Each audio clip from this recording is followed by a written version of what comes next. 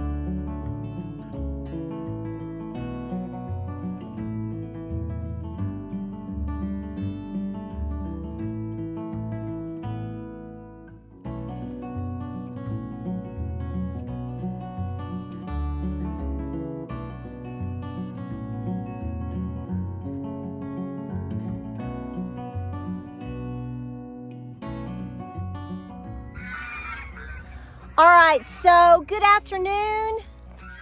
Welcome to Appalachia's Homestead. We got some things to talk about, y'all, but what I'm doing currently is waiting on James to come up from the house, and one of our friends is showing up to help us. He used to lay fencing professionally, so he's really, really good at fencing, so better than we are. So this is gonna have to all be replaced. As you know, that big tree fell. We got it cleared out enough. We got it fixed enough. You're gonna laugh so much. Look, isn't that pretty? Hey, if it works, it works.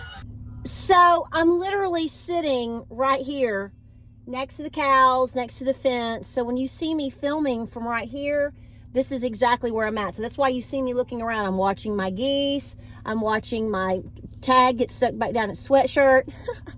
You know, I'm watching all the goings-ons up here. So, you know, if I'm talking to you, but I'm kind of looking around some, I'm watching all the shenanigans on the farm. Let me mention one to you because I'm going to make a video about it. It's so cute. Crazy. But welcome back to the channel. Give me a hug on this Friday afternoon. I need to clean my car up. Maybe. All right, guys. Welcome to Appalachia's Homestead. Welcome back to the channel. I've raced up here. James is getting together some tools and different things. One of our buddies is showing up, so I'm sort of like, which, I mean, we'll know when he gets here, but I'm trying to film this before he gets here. He's going to help us look and see what we need to do to fix this. He's really good. He worked with a professional fencing company, and now he works for himself, and then he got another job, so he works 2 jobs. But we love to, you know, local folks and friends and family, whenever we can, again, skill sets, community, helping your brother out, whatever. So we gave him a call, and he's like, I'll be there Friday, and we'll take a look and see what we need to do. If we can't do it on Friday afternoon, I'll be there. We'll be there, and we'll get busy first thing Saturday morning. So we're really going to have to replace this because somebody got a little nosy and came over and was trying to get to the rest of the pine. James and I had given some of the pine pieces down here to the larger section of the herd of goats. They loved it. Oh my word, Enoli, they love it. They're playing. Well, he threw 1 or 2 pieces over here for Rip and for the Weathers. Well, the cows decided they like it a lot, and have been really nosy, and so they were kind of pushing to get, so we got to get this fixed. So we know that. So we're a little bit of a hustle bustle for that, but I want to talk about a few things real quick. I'll put a clip or two up. I really wanted to make this separate. Okay, I'll just go ahead and tell you the meat and potatoes of it. Give me a hug. Happy Friday. I have 6 geese that live up here at my barn. Okay, I have them down at, I have a whole large flock, if you will, of its own setting. Their own little set of geese down there at the, with my chickens. They are for, they do what they do. They protect the other birds, and they are great alarms. Some people don't like geese. Yes, they can be a little aggressive. I'll give you that. You just kind of have to learn to work and navigate with them. Now, if you have small children, be careful. I get you. I think they're funny. They don't bother me. But so last year I hatched 6 geese. Six geese made it. And I left them up here at the barn. They acclimated kind of with the turkeys and just were sort of hanging out. And I told James, I said, let's just leave them up here if we can keep them out of the cow trough. So we've had to prop our troughs up a little bit differently, and then they have their own. You have to do things a little bit different when you have geese and ducks, okay, waterfowl. So they don't get in there and make a mess. So they can't get into the main troughs, so that's good. Because they would love that, honey. They'd be in there like, you know, Calgon all the time. They're crazy. They are the best alarms. I tell people all the time, I'm like, don't get them if you know you don't want them. If you're not sure, don't get them. I like having them better for me on our farm than you would maybe guineas. A lot of folks get guineas for this reason. They're just like these huge alarms. My guineas decided to live on top of the house and then 50 feet up in the air in the trees. And then I think they became coyote appetizers in just a couple of days. You have to really keep them enclosed. So if you have an enclosed type setting that they can't get out, perfect. But free-ranging guineas for me, considering how many predators we have, this is why I tell you, I'm like, I don't free-range. I don't like that. And I didn't free-range them. They just free-ranged themselves. See, the geese can't do that. They stay put. And the good thing about geese, this will make sense in just a minute.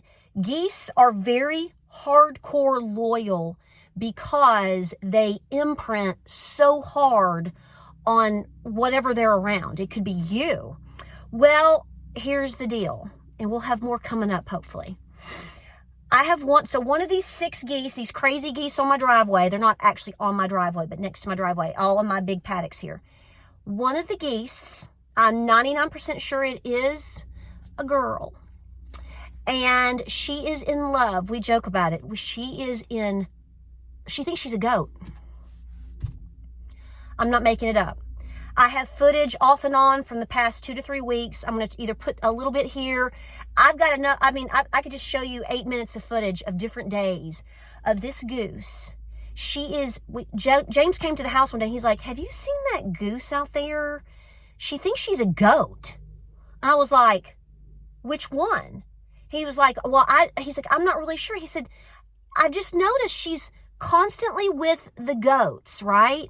And she's particularly with Cowboy. Cowboy's one of my little wethers over here. I bottle fed and raised. He's as red as fire. He's beautiful. He's so sweet. And she follows him everywhere. They lay together. They go to sleep laying next to each other. She will stand under him and he's over her.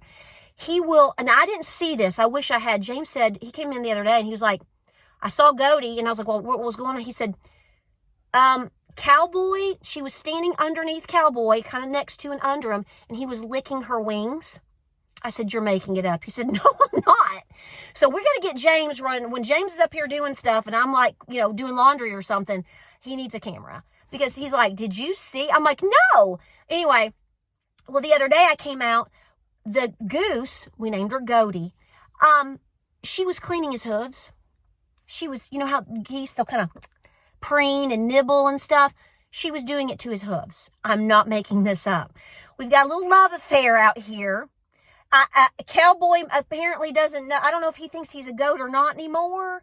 And then Goaty, she does not believe she's a goose. Now, she'll come and she'll hang out for a little bit, with her little tribe of geese over here, she'll check in with them, but honey, then she splits and she's back over there with the goats, specifically with Cowboy.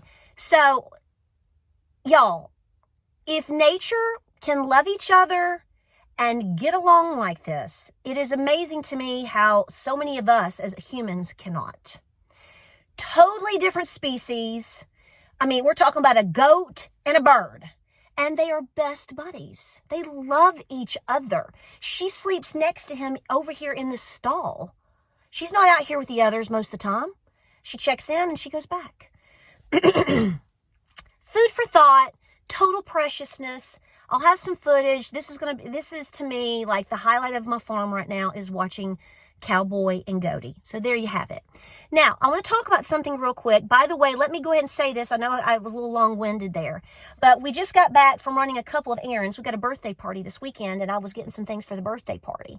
And I was at the Dollar General, because we are highfalutin around here. It's all about the Dollar General, okay? Which, ironically, when you go into this Dollar General, it has like a pop shelf. Have you seen all that? The pop shelf, and they tried to do all that tutti frutti stuff over the past couple of years, marketing and displaying things different, like it's Target or Macy's or something. Oh, honey, they've torn all that down. It's not that anymore. It's back to straight aisles. They still had some cute stuff, but we had to pick up a couple of things. And by the way, don't forget tomorrow. I got it right here. On Saturdays, don't forget your $5 off coupon.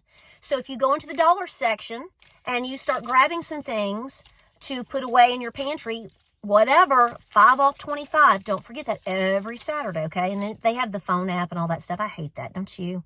I'm like, I'm not putting any of that digital stuff on your phone. I hate it. Anyway, so I've been thinking about this specific thing today, and I realize that a lot of you already know this, okay? It's that whole thing of preaching to the choir again, Patara. Yes, okay. Just let me have the moment, and you just agree, okay? Whatever. Okay. This is a silky egg. This is a silky egg. So that's an average silky egg right there. This is going in my incubator. And we got this today. This is I hope it's fertilized.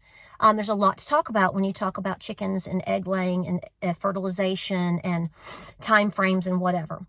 But let me explain something to you guys, okay? And this is not about politics. This is called common sense. And I think common sense has left the arena for a lot of people just because they want to stick with a political agenda as opposed to the truth of reality. Okay. Now, I can't say this is all of the reason why you're seeing eggflation like you are.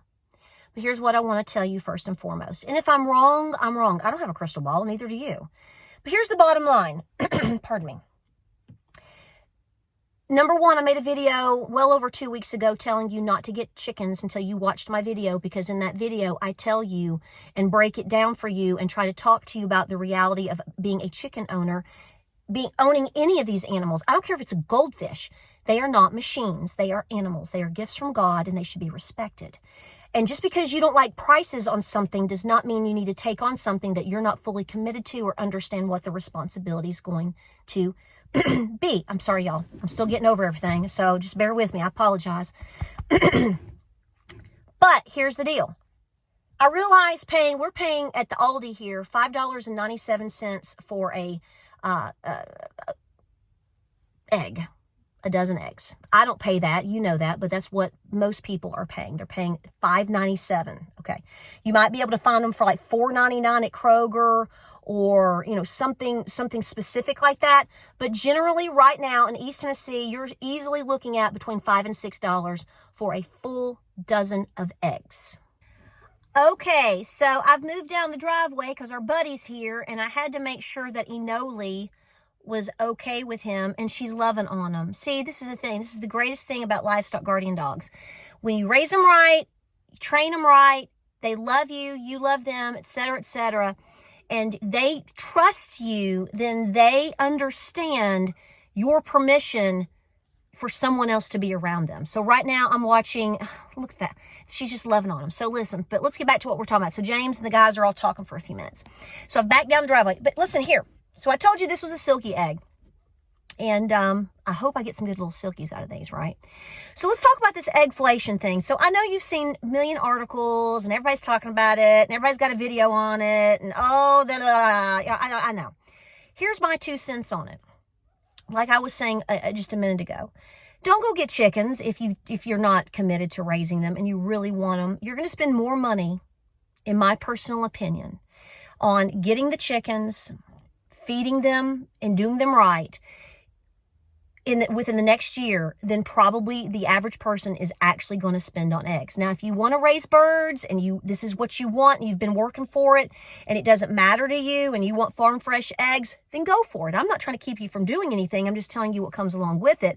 And if you think you're going to save money, ask a farmer. So you're not going to save any money. Find you an egg lady, pay her really well, and be happy. Because I personally think, fingers crossed, of course. Now, I don't have this problem. I've already been making videos and talking about eggflation, if you will, for the last 3+ years because of, we sell our eggs and we pay for feed and we do all sorts of things. So the price of eggs, personally, if you're paying $3 to $5 for a dozen eggs at the store, I'm telling you right now, your poor egg lady, she's so in the hole, it's not even funny. It's actually a little bit nauseating. That's why I tell you, I'm like, if you're paying $3 to $4 to somebody right now for a dozen of farm fresh eggs, you're ripping her off. I'm just telling you right now, she's getting ripped off. So ask her. She's probably going to be really nice and say, don't worry about it. Give her a couple extra bucks anyway. Because I'm telling you right now, she's not breaking even. But back to this. I want you to think about this for a second. So I'm seeing these people, and this is not me taking up for Trump. This is me speaking logically here. Folks, Google it. I sat and Googled, literally, do whatever search engine you like. How many birds were killed alone in December of 2024 for the bird flu? Whatever. Okay, that tells you how I feel about that. But here's my point. It's like 24 million from like late fall and through December alone. It was like, did I see 24 million birds? Okay, leave it right there. That's not in who was president at the time. So there, I mean, I'm sorry, it's the truth. Whether you like it or not, just accept it. I mean, that's when it happened. That was the last time frame of this happening. Okay, for the people that want to say it's Trump's fault, they're either evil on an agenda, denying truth, which is evil within itself, or they're stupid. I'm sorry. You're dumb as a box of rocks, and we're here to help you. Okay, I don't know. We're gonna be the mamaw you never had. If you've never, and somebody's gonna get mad at me for saying it like that, but I'm sorry. Just get over it, because here's the bottom line. If you go today to Rural King or wherever, farm co-op down the street, and you were to get baby chicks, let me just break it into you. If you lost a flock of hens in December, let's say you had a little farm like me, and a weasel came in to your silky chalet and killed every one of your laying hens in December, which we weren't getting a whole lot of eggs in it then anyway, but that's not the point. Okay, these birds that are for mass production of eggs, typically here in the United States, I mean, a lot of them for your white eggs, they are leghorns. Sweet, just beautiful little flighty little birds. I don't have any anymore because they're too flighty for me, but I loved them. They're crazy as a coonhound, and they lay up to 360 eggs a year. They're one of the most productive egg producing birds in the world. Okay, they're heavy egg layers. That's why production. They're production hens, right? Okay. So here's the bottom line. Let's say you had a whole flock of leghorns back in December and you lost every single one of them and you had to replace them. Okay, well, if you had to start over from scratch, okay, start over from scratch, meaning fresh baby chicks. Let's say the eggs go into the incubator. Now, I know this isn't exactly how this works production-wise, but what this does is tell you how the timeline works. It takes 21 days for these to hatch, approximately. You might get one a day or two early on day 19 after it starts pipping. I've had one go up to even day 26, and I did do my math right. Sometimes things get a little crazy, but generally speaking, when you take an egg and you put it into an incubator, the next day after you put it into the incubator, the 21-day countdown starts. And you, in most cases, will have baby chicks. So in your mind, it's actually 22 days, but on the timeline of incubation, it's 21. Okay. So you're 3 weeks out. So let's say you lost all of your hens on December 25th. It's going to be almost the end of January, third week plus of January, before you have little tiny beeps, okay? Every one of those leghorns that you pop out or pops out, pips and hatches out of its shell, and you raise it, they don't start laying eggs. The heavy, heavy egg layers, they don't even start laying eggs until 18 to 20 plus weeks. How long is that from the end of third week of January? Let's say 20 weeks for the ease of math. So you're looking at, how many months is that? Let's say about 5-ish. February, March, April, May, June. So around Father's Day,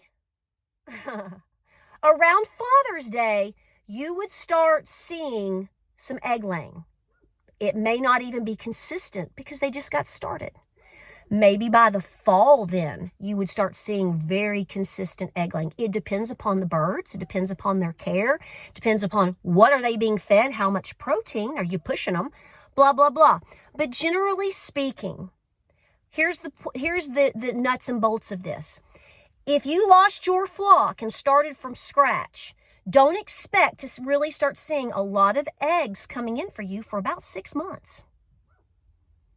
So if we're trying to recover from another massive hit, not including all the crazy town of burning down this and this got done, think of all the things, the factories and the farms and the plants and all the things we saw in the last administration from about 2021 up until definitely through 2023, things are just burning down. So you've had all these hits in your food supply. Good, bad, or indifferent in terms of what they're producing. That's not the point. Things burn down, things get euthanized, things get lost or killed or dead, whatever the situation is. When you have to start over, there is a time period for that. So if we're trying to get back into the swing of things, which I saw that are we importing eggs from Turkey or something like that? I don't know. So guys, if there's no kinks and you have a massive loss of any type of animal, it is going to take months to recover from that. That has nothing to do with Donald Trump. This is not me taking up for Donald Trump. If the roles had been reversed, if Donald Trump had been in office in December and Biden had come in January, it wouldn't matter if I like Biden or his mama or not. The fact of the matter is, that's the timeline that it takes. So when these people are trying to blame anybody, it's like, no. This happened at this time. Who was in leadership at that time? And then let's logically look at what's going to have to happen in order to recover from that. That is the truth. There's no politics tied to that. Just like with cattle, when you have all of these situations out in Texas and Oklahoma or in Missouri and out west, when they have situations with cattle, be it drought, be it fire, be it just disease, anytime anything like that happens, I've raised my own beef. Okay, we have 3 cows, and when we breed them, clearly if I get another steer, I'm just going to be honest with you, just like all my other steers, they go to my freezer. As much as I love them, I'm just telling you the truth, and it's very hard, and it's a very emotional thing. But here's what I'm telling you: we know. So here's the deal: a lot of people don't realize this. Things take time. So here's two more situations I'm going to tell you about. So the situation is, I had a lady jumping to goats. I had someone call me the other day, somebody I know and love dearly. She makes goat milk soap. I give her milk. She does not buy it from me. I don't sell my raw milk. I will give her some, and exchange back, she'll give me soap. Win-win. She's very talented and she does a great job. So I, at times, have provided some milk for her, and she turns around and provides soap for me. Win-win, baby. So she called and they said, by chance, Patara, do you happen to have any milk right now? I turned on my air conditioning, y'all. It's getting a little, I don't want to start coughing, okay? I said, not right now, but I'm working on it. And she's like, what do you mean? I said, well, I've got 3 girls, only 3 selected that I want to milk starting in the late summer. So I need to put them with Rip once we got it. I've been under the weather and now the fence stuff, but I'm like, I'm about to do it. And she's like, okay, well, let me know. Here's the point. In order for me to have raw milk again on my farm, I have to take my girls to my buck and let them have a date. Actually, probably what I'll do is put them over in the paddock with them for a couple of days and watch. I know, but you got to kind of figure out if anything's happening. So it's just like a woman. Just because you go and do the wild thing doesn't mean, and because you want to have a baby with your husband, does not mean you're going to get pregnant. Every time a woman has had a baby, that it does not mean that she got pregnant on the first try. This is biology, people. This is basic science. This is a gift from God in terms of fertility. My point is just because I take those 3 or 4 girls over there does not mean it's going to be successful. They may never get bred. They may not come into heat. He'll be fine. I ain't worried about him, okay? I'm worried about them. They may not take. So let's say I take 4 girls over. If I'm lucky, 2 of them might get bred. Now we have to go through the gestation process, which is 150 days, give or take a few. Typically right on the money.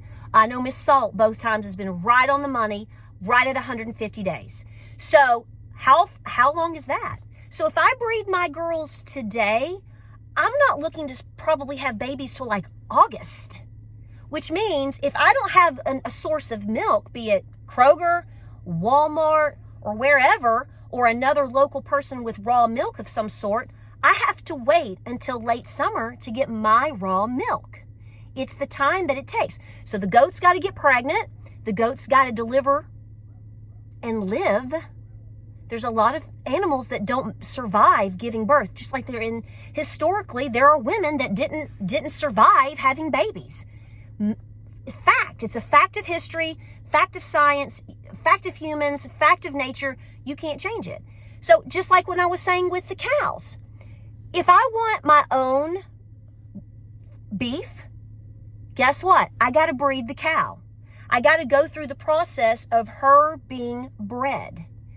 That may take the first time. It may take another round of 3 weeks. I may have to go through several rounds of 3. Here she's another 3 weeks, another 3 weeks, another 3 weeks.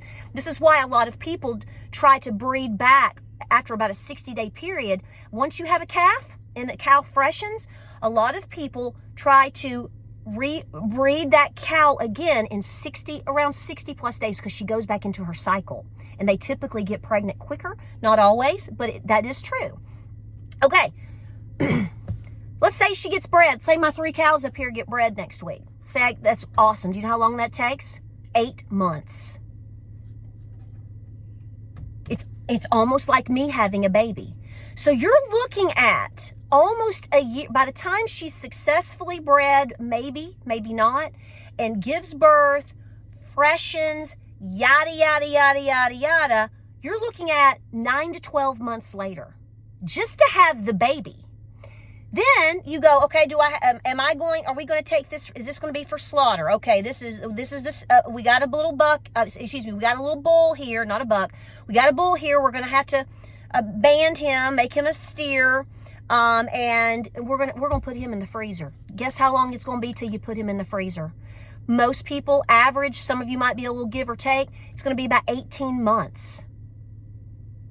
Because you want him to grow, you want him to eat, you want the mama to have that relationship, do all of these things. You want to finish him off. Some people might do 14 to 15 months. Some might wait to up to 2 years, but around 18 months. So how long was that? That's just from the time of birth. So when you lose all of this food, when you lose, these animals don't just start squirting them out miraculously, whether it be a buck, whether it be a calf, whether it be an egg. It takes time.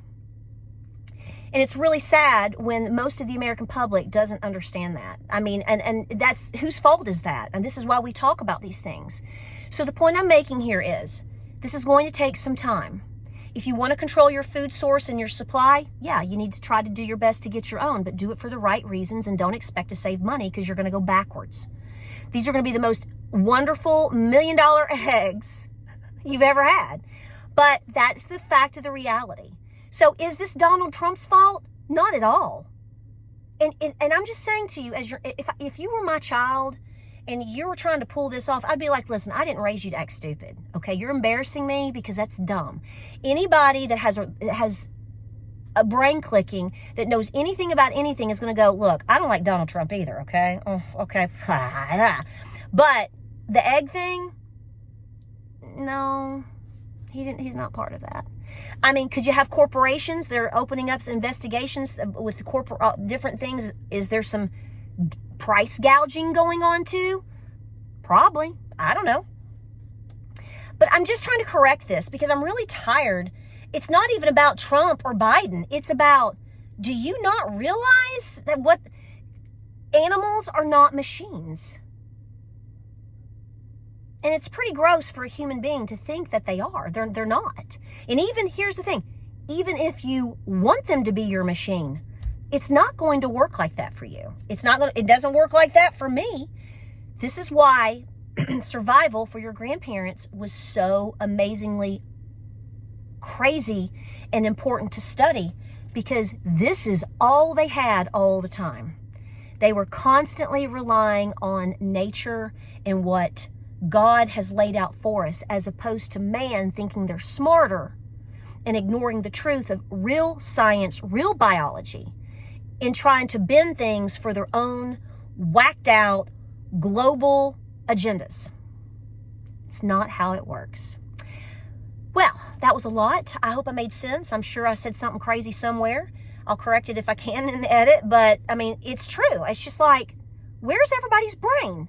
I guess it went away with the bird flu. I guess that means you didn't have one to begin with. There it is. Like, subscribe, and share. Pray, prep, and be peaceful. I hope you're having a great weekend coming up. Busy, busy family stuff, birthday party and fun, fencing. They're walking all over the place right now, and Inoli is watching every move. What a good girl. I love you guys. Give me a hug. Let me know if you need more information. I'll be glad to break it down for you. I'll do the best that I can. I love you. Keep preparing, and I'll see you on the next video.